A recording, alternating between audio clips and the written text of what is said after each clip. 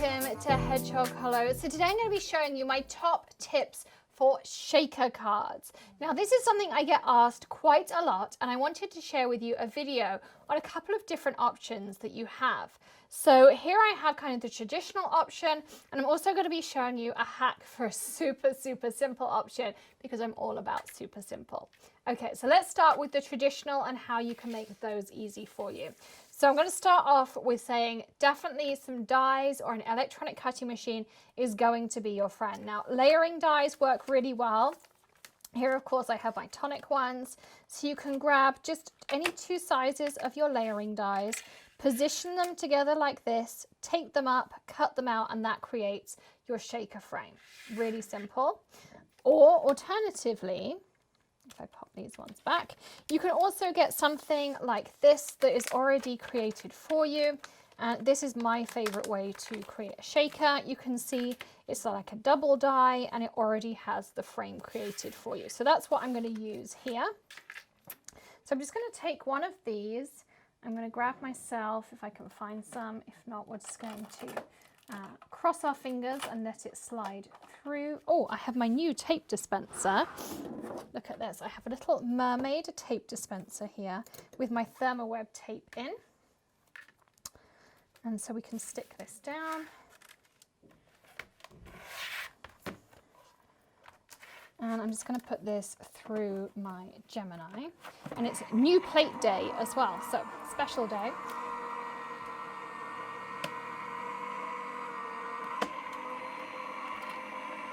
So people always ask me, why do I have tape on my plates? It's for when I teach classes or I do a demo. I tape my sandwich together and then people just know how to cut. So there's our first cut on our new plates. This I would just, keep in a drawer, or I have a box of them and I might use it on a future project. But this is the piece that I'm actually going to use for my shaker. And I'm also just going to use this for a second as a template for my plastic sheet. Now, your plastic sheet, you could just run it through your die cutter, but of course the issue is it's going to cut out that middle piece, so you don't want it to do that. So I'm just going to take this, I'm going to grab myself a pen, and I'm going to draw just around this. Hopefully I get enough of an impression. If not, I'll grab a Sharpie. I'm sure that will work, that's fine. Just need a line up here. Some kind of line on there. Okay, so we've got a little bit of a line on there. And I'm going to grab my big tonic shears here. And it doesn't have to be precise. If anything, you want to cut slightly inside of your line. This is just a piece of acetate sheet. It's also worth keeping, you know when you get a stamp set and it always has that clear plastic on the back? I always keep those because those clear plastic pieces work really well for these. So you can save yourself a little bit of money by keeping those. We're just going to cut this plastic piece, and you can always refine the trim if you need to.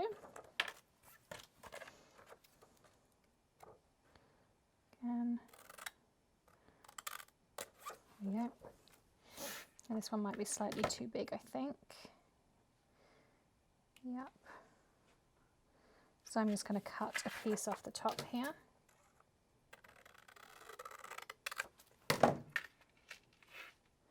So you just want to cut it down till it fits just inside. You want it to be slightly, like an 1/8 of an inch maybe smaller than your die cut.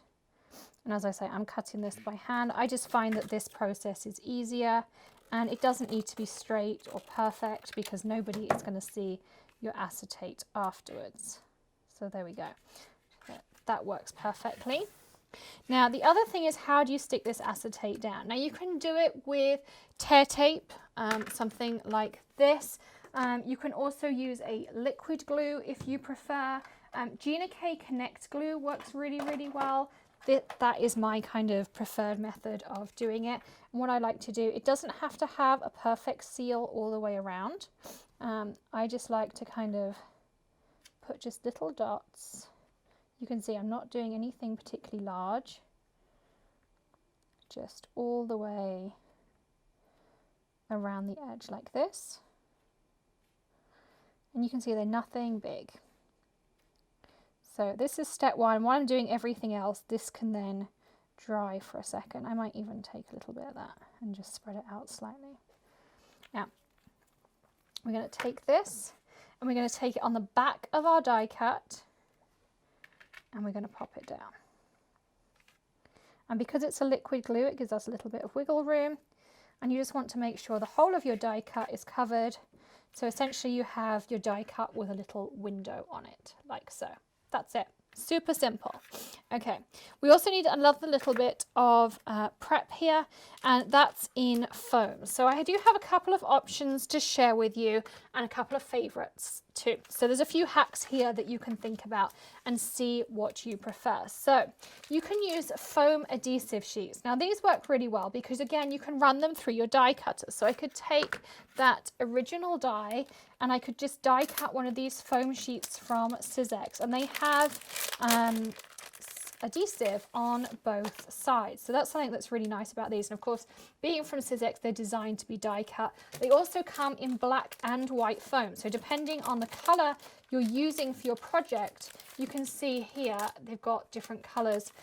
They can obviously match in with your project. So that's a really nice feature. So that's option number one. You can also get strips like this. I'll link up a couple of options. Stampin' Up! Do them. These are really nice long ones. They're nice and thin.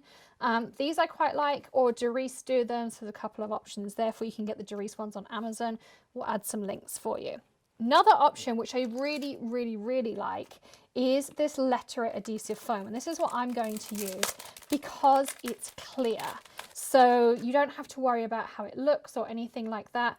I really, really like this clear foam. So it's a clear foam tape. I've never seen it anywhere else, but I really like this clear foam. This is my favorite.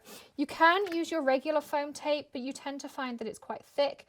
You can buy thinner versions of it as well on Amazon. Again, I'll add you some links in the description. But this clear foam for me is the definite winner. Always leave these edge pieces on it because it's quite sticky around the edges, and I'm going to show you a hack for that. So all you do is just take your foam, again, somewhere around kind of like the middle of your die cut. Just take it along, and I'm going to use my smaller Tim Holtz's here. The reason I like this is because you can just snip and it doesn't stick. Now this is where the important part is. When you get to your corner, you don't want a gap. So make sure your corners butt up together completely. More important if you're using glitter than sequins, because sequins are obviously a little bit bigger, but you really don't want a gap. So make sure that's there. And then we're going to do the same down here. So sometimes I like to just peel that backing off and really make sure I've got a nice seal down here. So you can see this is a little bit more gummy to work with than maybe foam that you're used to. I'm not entirely sure how they make it, but in my opinion, when you're making shakers, that's really all I use this for, is making shakers. But it's the best, honestly, the best. And if you're a Hedgehog Hollow Perks members and you're part of our community, you get 15% off at Ranger every single day. So you can get this really quite reasonably. Here I would just kind of curve it because it is nice and gummy. And we're just going to go down. And I'm going to make sure that it meets together quite nicely down here. Okay. So next tip that I have for you is about filling the shakers. So I'm just make sure that's nicely sealed up. And I do keep this one in its packaging like so. Okay, so now let's talk about filling our shakers. One of the things a lot of people do is they overfill their shaker. Never overfill. If anything, underfill than overfill. Here's one of my pretty jars of shaker fillings. I mean, I have all sorts of things in here. Let's use some of these pretty tonic stars. These are called Purple Organza Butterflies. I also really like the tonic spoon. And I tend to maybe use 2 or 3 teaspoons whenever I'm doing something. So even for something this large, I'm not going to use a huge amount in my shaker. Here's my backing card. Now you can do it this way around, but then of course you're going to have huge issues of lining up. Now doing it on the glass mat will help you, because what you can do is center this up. I haven't got my glass mat out at the moment. You can center this over the top and press it down. I'm just going to do it by eye because I'm kind of just showing you some of my tips, but really this is about filling it. The next thing you're going to want to do is take a powder deactivator. The one with the brush on the end is definitely the best. And what we're going to do is we're just going to tap so a little bit of the powder comes through, and we're really going to make sure we're pretty liberal in getting into these adhesive pieces. And you don't want it on the top of the adhesive itself, you want it on those edges. You see how I'm really kind of getting on the edges of those adhesive, and that's because you don't want your sequins or your glitter or whatever you're putting in here to stick. I also just lightly go over my acetate because you don't want too much static in here, but where you're being liberal is on the edges of that static. Okay, next up, our filling. So 3 teaspoons, 1, 2, 3, plenty. Doesn't look like much, but I assure you it's plenty. Now we can remove our backing. 1, 2, I don't think we got much backing down here. And if you need to, you can grab that craft pick, of course. There we go. Right, now I'm going to center this up as best as I can. As I say, using a glass mat will help you a lot. Press down, and there's your shaker. You can see, whoops, I've got a gap. I need to press that one down. There we go. So I've pressed down my gap. So you can see, and the other thing about this, you can see where I've got that nice clear foam. You don't get, lots of you said, oh, it looks really tatty where I have my foam and things. With that clear foam, of course, you don't get any of that. So that's why I really like the clear foam. So there's a top tip if you want to do the traditional shaker method. But I did promise you a quick hack method, and I do have one for you. So let me just quickly show you that, because this method is so much quicker. These are the shaker sets from Tonic, and they're going to make your life so much easier. So this is how it comes in the beginning. This is the balloon die. They come hearts, there's trees at Christmas. I mean, there's tons of different shapes. And then you can buy refills. So the first one you come gets 5 blisters, and it comes with the die. And then all you have to do is buy the refills, because the refills don't come with the die afterwards. Okay, so we're going to grab a blister. We're going to grab one of the dies. And then all you have to do is on your top piece, you die cut your die piece. Let's grab our tape back again. So we'll run our die through again. Same again.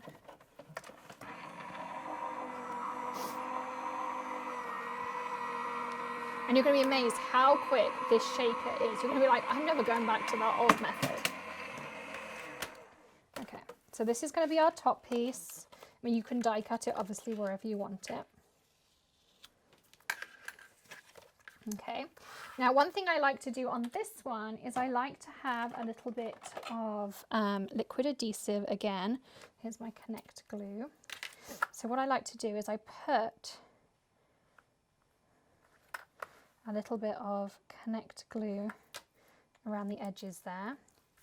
And I take my top piece and I pop my blister through. So this is my top tip for perfect positioning. So I actually stick it to my top like this. There are other ways to do it, but for me, this is how I get perfect positioning. Okay, so that's how we do it. So we have our balloon lined up perfectly. We turn it over, we grab our confetti. So we're already on the confetti stage, and I'm like a minute into it already. We grab however many spoonfuls we want, and we try not to make a mess, but sometimes we do. I'm just going to brush this off. Where's my surface sweep? Just going to brush this off like so. And so we just make sure everything's in the middle there. Now again, you can, if you want to, do the tip with the anti-static before you put it in, but I don't find these that bad. It's entirely up to you. That's kind of a personal preference on this one. Okay, so we have everything in there. Normally I also would have let this dry slightly. Of course I'm doing it on video, so I haven't. I'm also going to grab my craft pick here. Now, there's a little line of adhesive. It's already on there. I didn't have to pre-do this. I'm going to grab my craft pick and I'm going to pick off my adhesive like so. I'm going to take my backing card. I'm going to line it up. So this would be the equivalent of my card base. I line it up, I stick it down, I turn it over, and my shaker card is made. I mean, how easy is that? I mean, it's so simple. And then if you wanted a stamper detail on, I mean, I'm no artist, so I really should not be attempting this, but you could, you know, make yourself some little balloon things on there. You could stamp a happy birthday. There are coordinating stamps that go with it. And you can see there is your shaker card already. I mean, it's just so simple. So that's my hack for super simple shaker cards as well.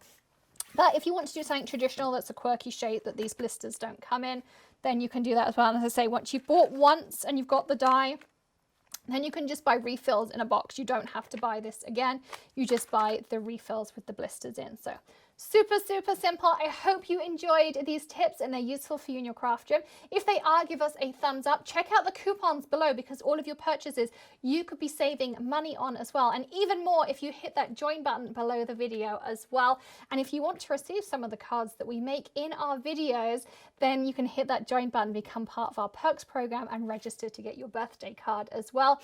Hit that subscribe button for another tip, trick, tutorial, and maybe something a little bit different tomorrow as well.